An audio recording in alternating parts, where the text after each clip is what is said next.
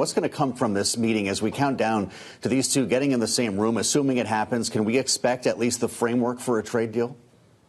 Well, one would hope that's where it's going to go. We've seen an enormous amount of tension in the relationship over the last couple of months. And I think seeing that relief from Wall Street today, folks have the expectation that they will be able to cut some sort of deal. It's not clear we're going to be able to get that done, but I think it's important that they announce today that those two leaders are going to find the time to sit down in South Korea. It's about time.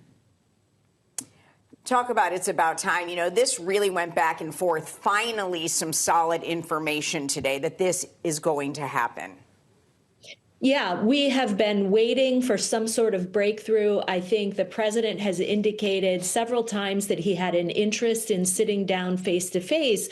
But what we've seen is a series of flare-ups in the relationship where both sides are playing their strongest cards. We've seen the Chinese come out threatening with these exports of critical minerals. We've seen the United States threatening to cut them off from our superior tech and then working with other members of the G7, which is really where this should go. We've got to assemble our team of countries on the field, just as the Chinese are working with Russia, North Korea, Iran. And so there's been a lot of maneuvering, but I think there is a sense of relief that this meeting will take place. I think everyone wants to see some sort of deal, and then we can find our way out of this simmering tension that we've seen really bubbling to the surface over the last 6 months.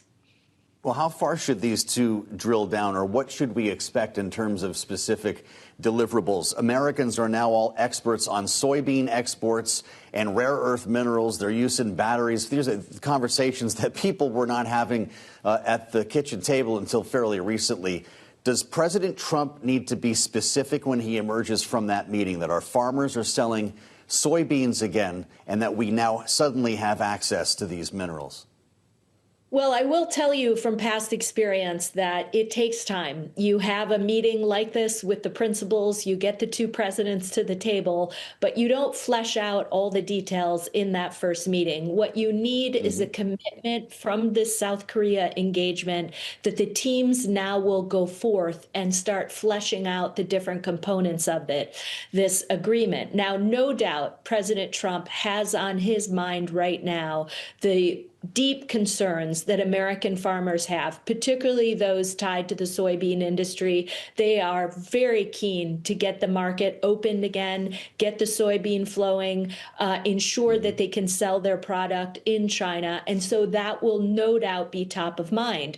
But the tech industry has a big play here as well. Very interested to know more about how we can compete with the Chinese, ensure that we can protect the best of American technology, and ensure that countries around the world, I mean, ultimately they have a choice.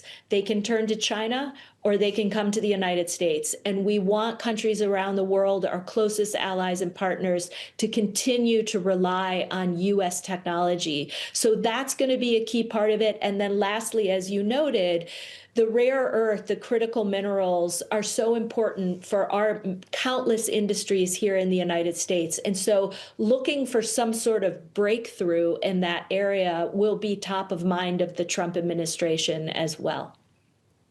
You are very, very familiar with the Russia and Ukraine war. You were U.S. ambassador to NATO when Russia went into Ukraine back in 2022. I do want to ask you, it was just 1 week ago today that President Trump spoke with Vladimir Putin. Then President Zelensky came the next day. Then it was announced there's going to be sanctions to Russia. What do you make of the whiplash of this relationship? Yeah, it's been a bit of a roller coaster and frankly, a little bit hard to know exactly where U.S. policy is on any given day. But I think we've really turned the corner here. So we've reached a point where President Trump really has had enough of President Putin playing for time, trying to ensure that he can continue to attack innocent Ukrainians, go after their critical infrastructure, and continue to battle their soldiers on the battlefield.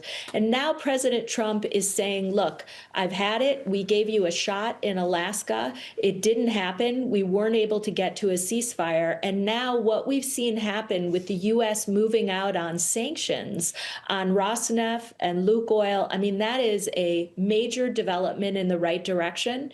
The U.S. needs to apply maximum pressure on Moscow.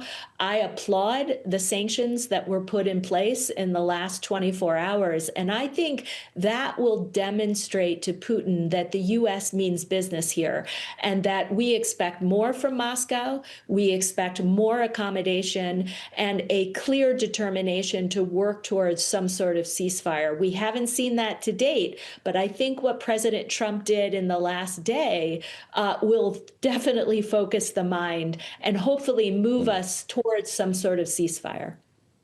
Was this something that the Biden administration considered while you were there, Ambassador? Because there was a time we were asking the question, what's left to sanction? And we all know that Vladimir Putin is an expert on evading them. Yeah, absolutely. We did put unprecedented sanctions on Moscow as soon as Russia moved into Ukraine. But he has worked very cleverly with the Chinese and other countries around the world to try and evade those sanctions.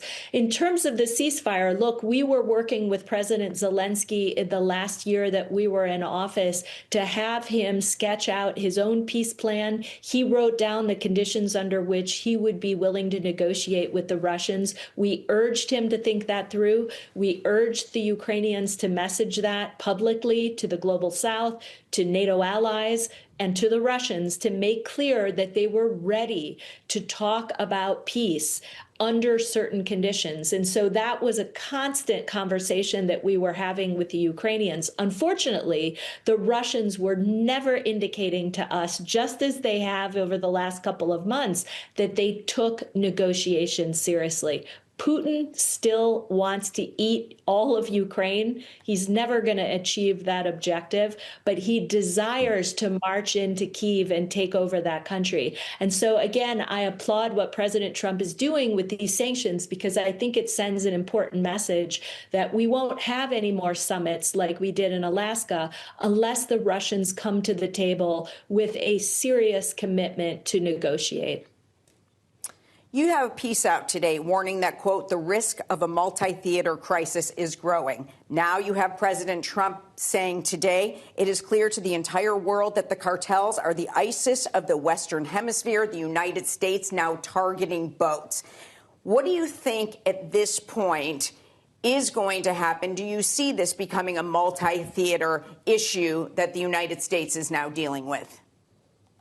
Well, what I was referring to, actually, I have real concerns about Russia and China cooperating together. We find them increasingly working together in the military space. They're rapidly modernizing their militaries and acquiring capabilities that do pose dilemmas for us in the United States and in Europe and beyond. They also use a variety of hybrid tactics, things like drones flying into our airspace or cyber attacks or cutting undersea cables. And so I worry a great deal about this cooperation between Russia and China. But on your question on Venezuela, it's hard to know right now what the U.S. play is here. I worry about some unnecessary escalation on the part of the United States. I would want to ask some hard questions about what is the plan? Is there an intent for the United States to go to war down in Latin America? Is there an after-war plan and vision? What is the purpose of this? Is it strictly focused on the drug cartels?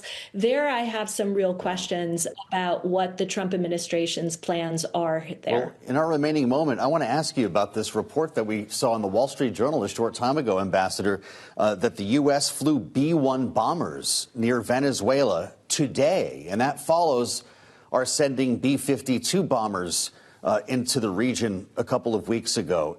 Is this the beginning of a regime change operation or something different? Will we be attacking cartels on the ground, as the president suggests might be underway?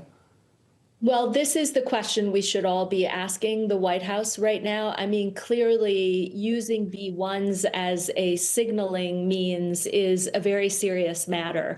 And you don't do that unless you are absolutely sure that you're willing to take action. Again, I have some concerns here that the administration is not providing clarity to the American public about what exactly is at stake here, what the point of these deployments are, and where this is all going. Is it regime change? Is it simply to target the drug cartels? Is there something more to see here? So I take all of this very seriously. You do not send B-1s out unless you mean business and you want to signal some potential action.